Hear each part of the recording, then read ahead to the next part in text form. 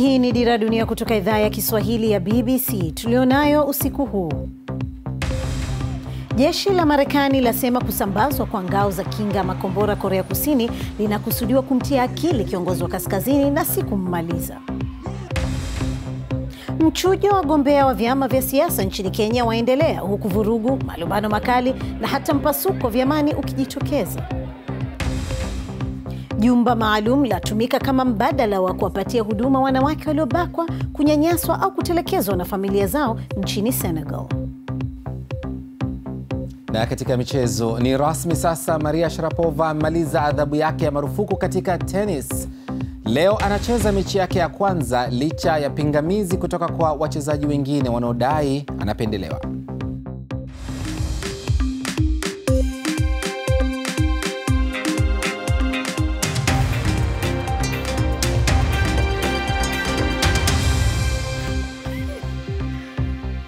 Hujambo na karibu katika Dira Dunia kutoka idhaa ya Kiswahili ya BBC, ikikuletea dakika 30 za habari, maelezo, uchambuzi, maoni na michezo. Mimi ni Zuhra Yunus nikiwa hapa London.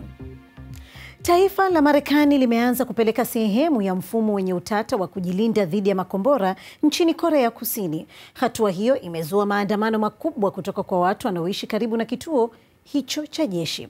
Taifa la China ambalo limezindua manuari yake leo limesema kuwa Marekani inatishia kuvuruga amani katika eneo hilo. Donald Trump anatarajiwa kutoa taarifa kwa bunge la Senate kuhusu mzozo na Korea Kaskazini. Kabla mkutano huo, kamanda wa jeshi la Marekani katika eneo la Korea amekuwa akizungumza kwenye kikao cha bunge la Congress kuhusu hali ya wasiwasi iliyoko sasa. Marekani na Korea Kusini wamekuwa wakiendelea na mazoezi yao ya kijeshi. Esther Kahumbi ana maelezo zaidi.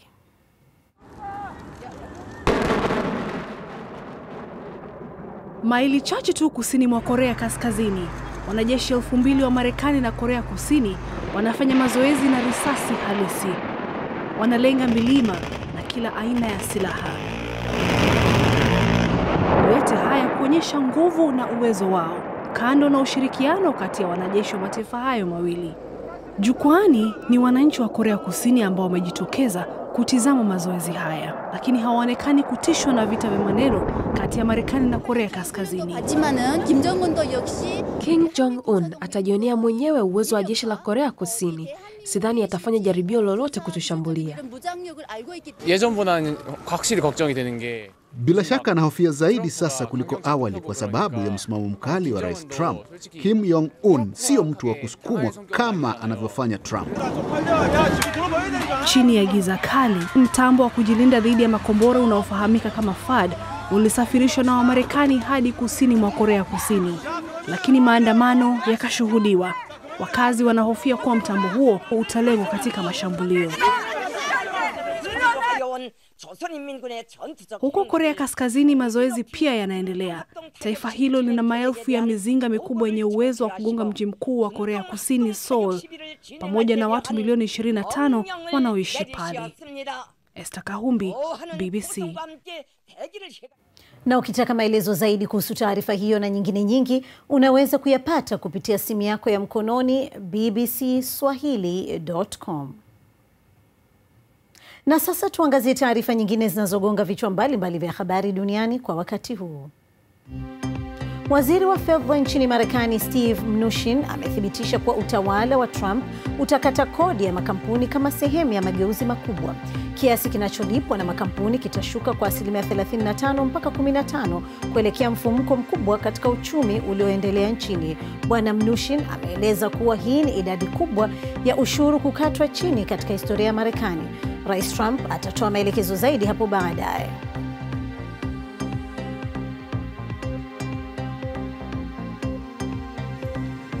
Polisi nchini Uturuki wamewazuia zaidi ya watu 1000 wanaoshukiwa kuwa na fungamanisho na kiongozi wa kidini ambaye serikali ya nchi hiyo inamlaumu kwa jaribio la kutaka kupindua serikali mwaka uliopita. Wamefanya uvamizi katika maeneo mengi nchini wakiwalenga maafisa wa polisi ambao wanashutumiwa kumuunga mkono Fethullah Gulen ambaye anaishi nchini Marekani. Zaidi ya watu 40,000 wamekamatwa tangu mwezi Julai. Kampuni ya kimataifa Uber imesema itazindua magari yatakayopaa angani ifikapo mwaka 2020. Kampuni hiyo imesema magari hayo yataanzishwa katika mji wa Dallas nchini Marekani na Dubai huko Imarati. Kampuni hiyo ya Uber imesema magari hayo ya umeme yatapaa na kutua yakiwa wima bila kuchafua mazingira na hazitakuwa na sauti kubwa. Gharama ya usafiri ni sawa na teksi ya kawaida ya Uber. Mchujo wa wagombea wa vyama mbalimbali vya siasa nchini Kenya umeingia katika mkondo wa mwisho. Ni mchakato uliosababisha vurugu, malumbano makali na hata mpasuko ndani ya vyama. Changamoto kubwa iliyojitokeza ni vyama kutayarisha na kufanikisha uchaguzi huru na wa haki. Vigogo wa vyama mbalimbali wameangushwa na kuna matumaini ya wanawake kupata nyadhifa za juu za kisiasa. Aidha, vijana wamewabwaga wazee waliokuwa na uzoefu wa kisiasa na rasilimali za kuendesha kampeni zao. Mwandishi wetu David Wafula alienda kwenye baadhi ya vituo vya kupigia kura. Hapa ni katika kituo kimoja cha kupigia kura hapa jijini Nairobi, na wafuasi wa chama tawala Jubilee wamejitokeza kupigia viongozi ambao watawakilisha katika uchaguzi ujao mwaka huu. Na nchini kote pia tumeona kwamba Wakenya wamejitokeza kwa wingi kujihusisha na mchakato huu wa kura za mchujo, na tumeona kwamba kuna magavana, kuna maseneta na wabunge ambao tayari wamepoteza kura wakati wa mchujo, na pia tumeona kwamba kutokana na hilo tumeona kizazi kipya cha viongozi. Lakini wasiwasi iliyopo ni kwamba tukizingatia usalama, leo asubuhi kuna mtu mmoja ambaye ameripotiwa kudungwa kisu katika kituo kimoja cha kupigia kura ambapo makundi mawili hasimu yaliweza kuzozana. Na swali ni kwamba je, hii ndio taswira ambayo itajitokeza katika uchaguzi mkuu ujao? Ni David Wafula. Matangazo yetu ya redio yanaweza kusikika pia kupitia tovuti yetu bbcswahili.com. Hii ni Dira ya Dunia kutoka idhaa ya Kiswahili ya BBC London, na mimi ni Zuhra Yunus.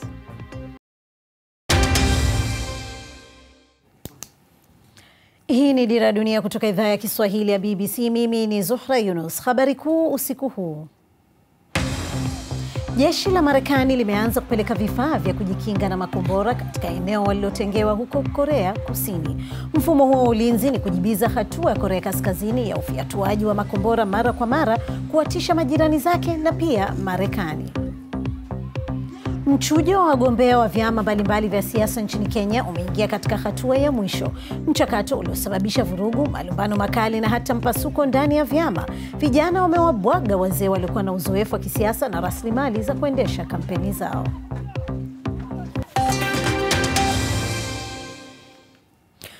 Mashariki ya Kati sasa inafikiriwa kuwa soko la kimataifa la biashara ya viungo vya binadamu, kwa mujibu wa mashirika ya kutoa misaada.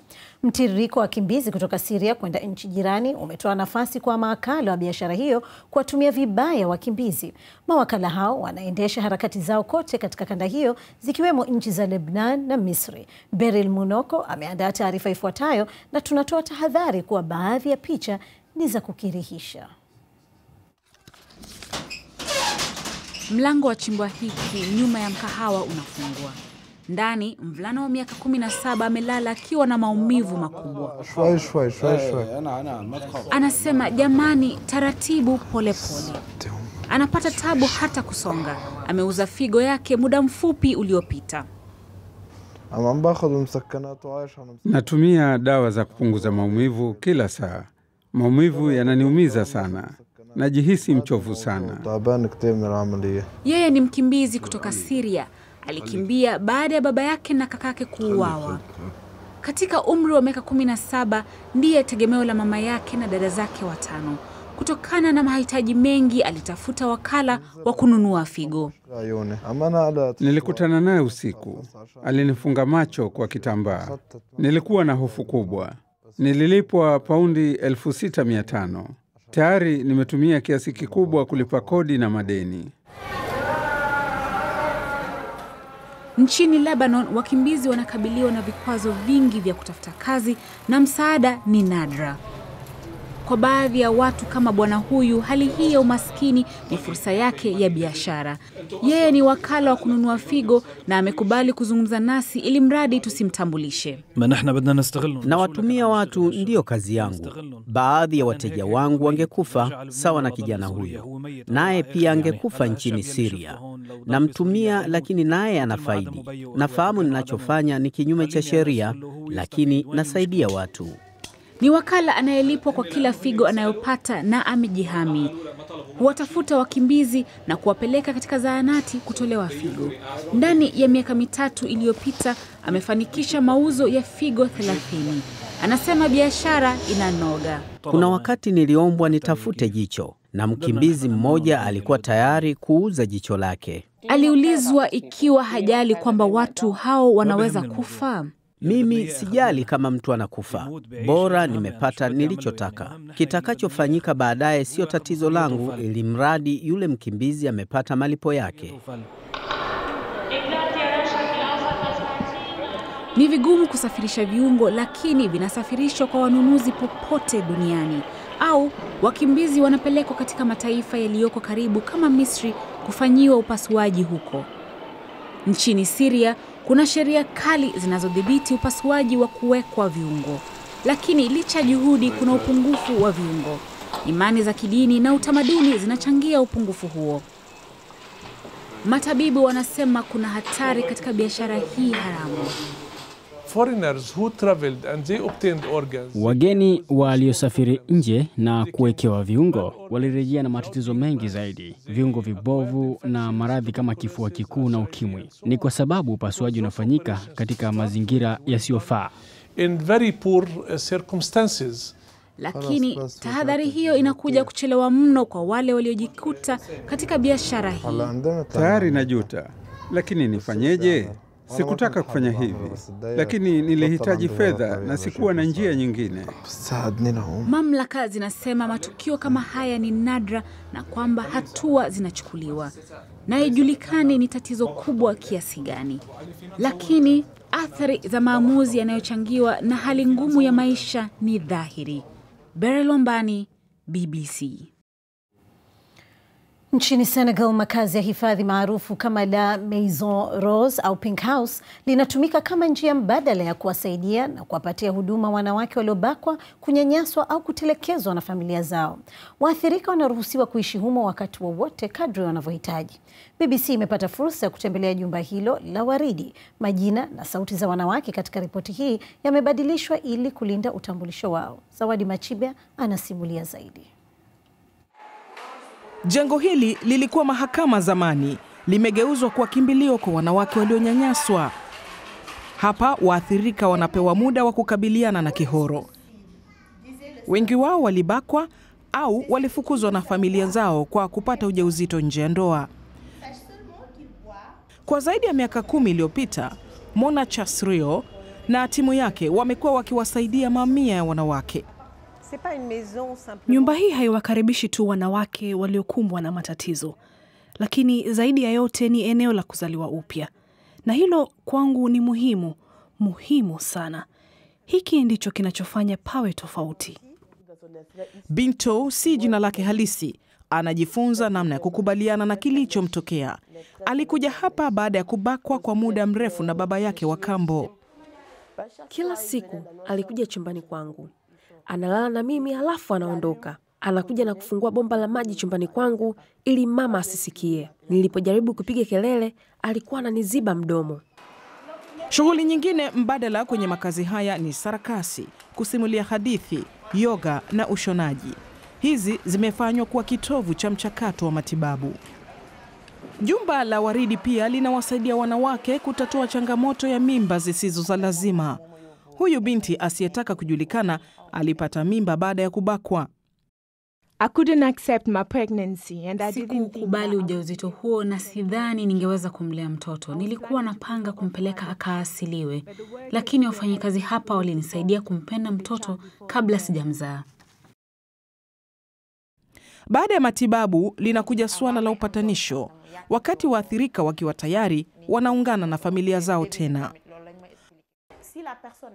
Tunakwenda kwa familia na kuanza mchakato wa kuwaunganisha. Tunataka binti atoe mawazo yake ili aweze kusikilizwa, kwa sababu mara nyingi wakati wanawake hawa wakisimulia kilichowasibu, hakuna anayesikiliza. Waanzilishi wa jumba hili la Waridi wanatumai kuwa wanawake wanaweza kutumia kile walichojifunza hapa kusaidia jamii wakirudi walikotoka, hivyo kuviwezesha vizazi vijavyo. Zawadi Machibia, BBC. Hii ni Dira ya Dunia kutoka idhaa ya Kiswahili ya BBC London, na mimi ni Zuhra Yunus. Karibu tena katika Dira ya Dunia, na sasa moja kwa moja kwake Dayo Yusuf kwa taarifa za michezo. Karibu Dayo. Asante sana Zuhra. Ni rasmi sasa, Maria Sharapova amemaliza adhabu aliyopewa ya marufuku ya miezi 15 kutokana na utumiaji wake wa dawa iliyopigwa marufuku katika michezo. Anacheza mechi yake ya kwanza leo nchini Ujerumani. Tatizo kwa Sharapova ni kwamba wachezaji wengine wa tenis wanaoshindana naye wanalalamika kuwa amepewa pasi ya kuingia mashindano makubwa bila kupigania nafasi hiyo kutokea mwanzo. Kizungumkuti ni kwa wadhamini wa mashindano mbalimbali ambao wanamtaka Sharapova kushiriki mara moja kwa kuwa jina zito lake linauza tiketi.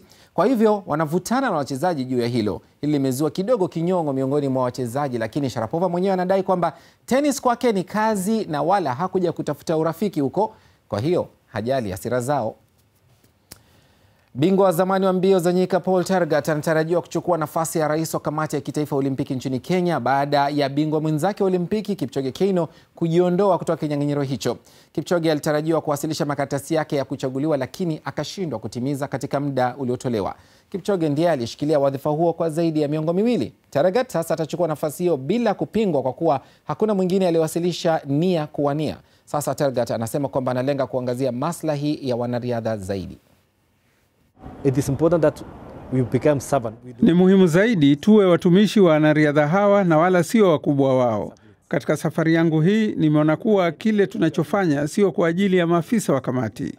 Ni lazima uweke mbele kabisa maslahi ya wanamichezo. Wanariadha ndio watakuwa katikati ya mazungumzo yoyote tunayokuwa nayo. Newcastle United na West Ham United wamevamiwa leo katika afisi zao na wachunguzi wa afisi ya kodi ya Uingereza kutokana na madai kwamba wamekwepa kulipa kodi. Watu kadhaa wanaaminiwa kutiwa nguvuni, akiwemo Lee Shanley ambaye ndiye mkurugenzi mkuu wa Newcastle.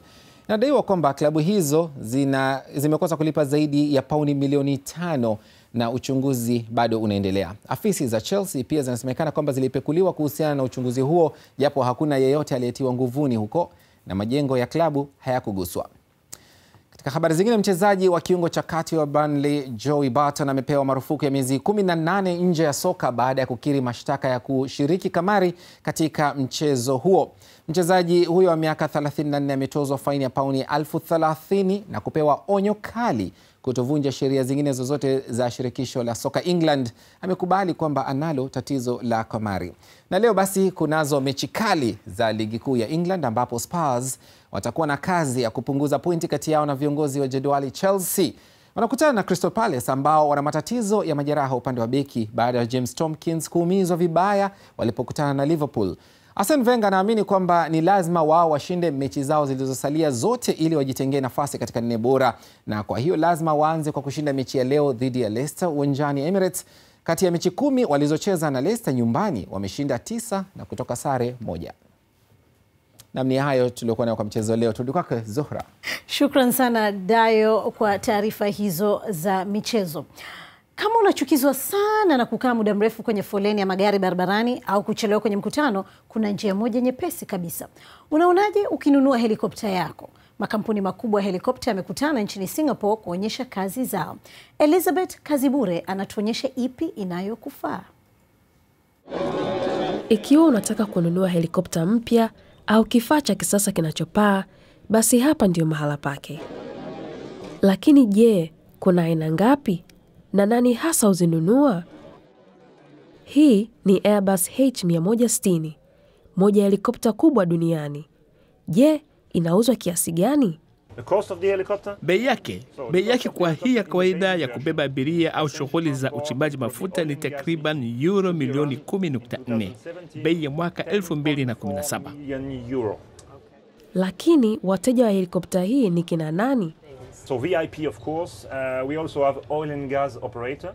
Watu mashuhuri, watu wanaofanya kazi za uchimbaji mafuta, pia watu wa huduma za afya, madaktari wanapenda sana kama hii, lakini pia watu wa huduma za umma kama vile vikosi vya uokoaji na hata polisi wanahitaji helikopta kubwa kama hii. Rescue mission, police mission when they need this such size of helicopter. Thierry Thia ameagiza helikopta 3 zenye thamani ya dola milioni 16. Anawakilisha kampuni ya usafirishaji nchini Ufilipino ambayo imekuwa na kazi nyingi katika maeneo hayo. Muda ni gharama kubwa na sisi husababisha mikataba mikubwa kufikiwa. Kwa mfano, watu wakija Manila, tunawapeleka kwenye mkutano wao. Wanakaa huko labda kwa saa 2 hivi. Wanasaini mikataba mikubwa. Kwa hiyo, biashara ya safari za anga hutoa nafasi ya kuleta ajira na mikataba pia. Kampuni hii ya helikopta ya Bell nayo inakubaliana na mtazamo huo. Dunia nzima imekuwa katika mtikisiko wa kiuchumi katika miaka 2 iliyopita, lakini soko la Asia ya Kusini Mashariki linakuwa kwa kasi fulani. Mauzo yetu yameongezeka maradufu ukilinganisha na mwaka 2015. Kwa hiyo licha ya soko kuzorota kwa 30%, sisi tunaona kukua kwa soko la Asia. Soko la eneo la Asia bado ni jipya kwa helikopta, lakini makampuni haya yana matumaini makubwa ya kufanya biashara nzuri. Elizabeth Kazibure, BBC. Na sauti hiyo Elizabeth Kazibure amekuwa nasi kwa mafunzo kwa muda kama wiki 3 na ametokea chuo cha Sunderland hapo Uingereza akisoma mwaka wa 2 masuala ya uandishi wa habari. Na sasa tuangalie ujumbe wako kupitia mtandao wetu unaohusu taarifa yetu ya jumba la waridi kwa wanawake wanaobakwa. Tuanze naye Martin Nyalusi, huyo unayemwona hapo, anasema kutenga maeneo maalum kwa ajili ya waathirika ni kuwaongezea msongo wa mawazo na kuonekana tofauti ndani ya jamii. Muhimu ni kuwahudumia walipo na kuwajali na kuwapa faraja mpya bila kuwatenga.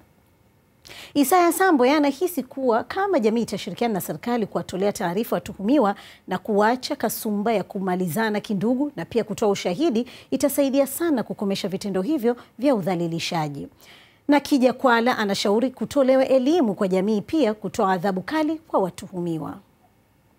Na wewe pia unaweza kuwasiliana nasi kupitia Facebook na vile Twitter.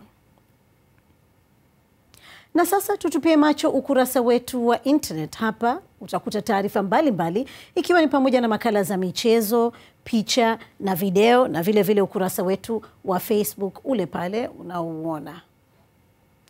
Na kabla ya kukamilisha matangazo yetu, kwa mukhtasar taarifa kuu usiku huu. Jeshi la Marekani limeanza kupeleka vifaa vya kujikinga na makombora katika eneo walilotengewa huko Korea Kusini. Mfumo huo wa ulinzi ni kujibiza hatua ya Korea Kaskazini ya ufiatuaji wa makombora mara kwa mara kuwatisha majirani zake na pia Marekani.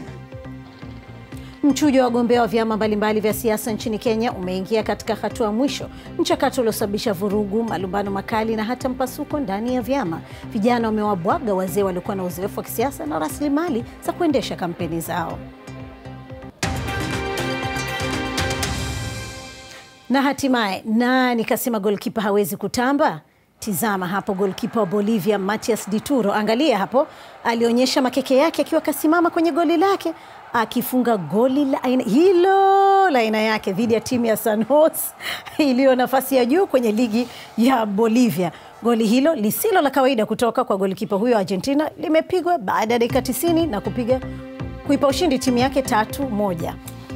Na basi angalia mtandao wetu bbcswahili.com. Matokeo ya leo ligi kuu ya England. Naitwa Dayo Yusuf, kwa heri. Mimi Zuhra Yunus, mlale unono.